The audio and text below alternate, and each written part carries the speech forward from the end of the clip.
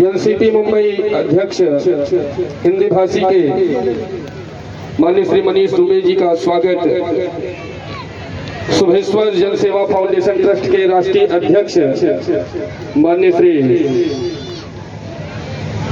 अनुज तिवारी जी के द्वारा हो रहा है। पर जोरदार ताली बजाइए। एनसीपी मुंबई अध्यक्ष हिंदी भाषी के माननीय श्री मनीष दुबे जी विद्यमान है मंच पर और दो शब्द आप सबके बीच में रखना चाहते हैं। मैं आपसे आग्रह करूंगा।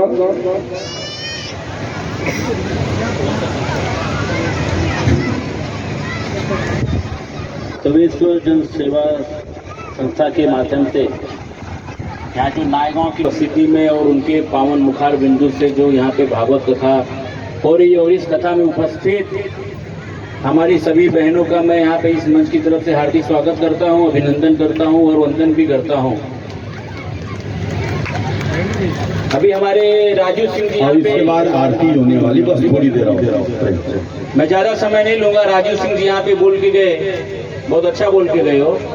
और इस कार्यक्रम के आयोजक और अध्यक्ष हमारे भाई अनुज तिवारी जी, मुझे 4 तारीख से आज मैं उनको बोला था मैं आऊँगा, उसके पहले भी एक दिन बोला मैं आ नहीं पाऊँगा। भागवत भगवान की कथा के विषय में पंडित जी बहुत अच्छा आपको बताए रहेंगे, लेकिन भगवान कृष्ण और भगवान राम के बारे में मैं जो चीज़ समझता हूँ, मैं जो जानता हूँ, मैं आपको सिर्फ ज़्यादा शब्दों में नहीं बताऊँगा। भगवान राम कि अगर आप रामायण पढ़ते हैं तो रामायण में आपको एक चीज समझ में आएगा कि भगवान राम जिंदगी जीना कैसा है, हम जीवन जिएंगे कैसा, उसकी कोई परिभाषा अगर कोई संसार में दे सकता है तो भगवान राम है, बाकी और कोई परिभाषा नहीं है। आज राम में पूरा देश हुआ है, लेकिन रामायण तो हम जब से पैदा हुए, जब से पढ़ने लायक हुए, तब से हम रामायण पढ़ रहे हैं। भगवान राम जैसा संगठन पूरे संसार में और कोई नहीं है। जब वो अयोध्या से निकले तो 3 लोग थे और जब लंका पहुंचे तो लाखों लोग उनके साथ में थे। तो उन्होंने लोगों को जोड़ने का काम किया। और मुंबई शहर और थाने MMR रीजन में हमारे उत्तर भारतीय समाज के लगभग 50-60 लाख लोग हैं, लेकिन सब संस्थाएं बना के, छोटे छोटे संस्थाएं बना के लोगों को जोड़ने का काम कर रहे हैं। मैं आप सभी को आह्वान करूंगा, संस्था के माध्यम से जो काम होता है होने दीजिए, पार्टी के माध्यम से काम जो होता है होने दीजिए, लेकिन आप सही मायने में भगवान राम को मानते हैं तो राम जो शब्द है एक बार बैठ के उच्चारण कीजिए। अपनी सांस लेना और सांस छोड़ना ही राम है। रा से सांस अंदर होती है और म से सांस बाहर चले जाती है। तो राम अपने जीवन में आप बसाने का काम कीजिए। और राम ने पूरे संसार को एक साथ करने का काम किया और सबकी तकलीफों को दूर करने का काम किया।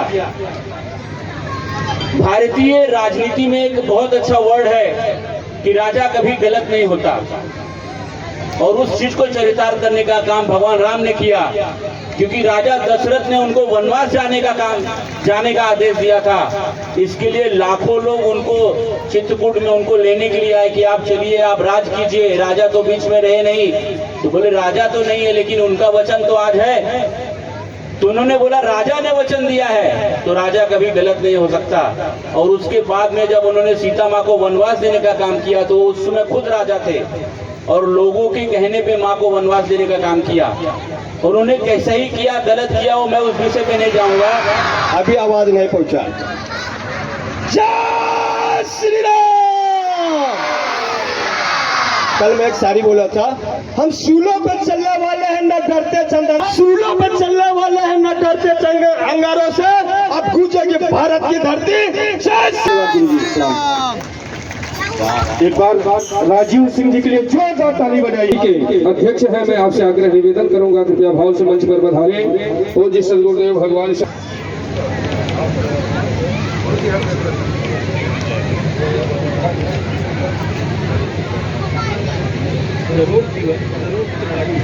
माननीय श्री तरुण त्रिपाठी जी का आगमन हुआ। आप उपाध्यक्ष हैं, मैं आपसे आग्रह निवेदन करूंगा कृपया भाव से मंच पर पधारें। पूज्य सदगुरुदेव भगवान से आशीर्वाद प्राप्त करें। माननीय श्री शैलेंद्र यादव जी, आप महासचिव हैं, मैं आपसे आग्रह निवेदन करूंगा कृपया भाव से मंच पर पधार करके पूज्य सदगुरुदेव भगवान से आशीर्वाद प्राप्त करें। माननीय श्री कमलेश पांडे जी, आपसे आग्रह निवेदन कृपया भाव से मंच पर पधार करके पूज्य सदगुरुदेव